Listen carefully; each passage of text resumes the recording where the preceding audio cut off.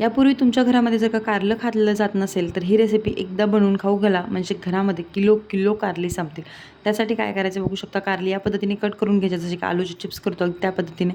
एक बटाटासुद्धा सालकडून या पद्धतीने कट करून घ्यायचा आहे. त्यानंतर बटाटा पाण्यामध्ये ठेवायचा आहे. कारल्याला मीठ लावून आपण हे कारल्याचे काप जे आहे ते अर्धा ते पाऊण तासासाठी तसेच ठेवायचे आहेत. त्यानंतर पाणी टाकून धुवून घ्यायचे आहेत आणि तव्यावरती आपण या पद्धतीने पसरवून घेणार आहोत, तेल न टाकता.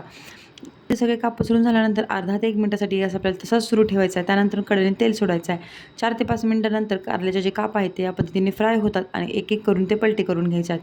कारल्याचे काप सगळे जरी एका वेळी तव्यावर घातले असले तरी सुद्धा सगळे एका वेळी फ्राय होत नाहीत. जेवढे फ्राय होतील तेवढे काढून घ्यायचे आहेत आणि बाकीचे नंतरून फ्राय करून घ्यायचे आहेत. अगदी एक पळी तेलामध्ये हे कारली फ्राय होतात. एकदम कुरकुरीत लागतात. अजिबात कडू वगैरे लागत नाहीत. एकदा नक्की बनवून बघा.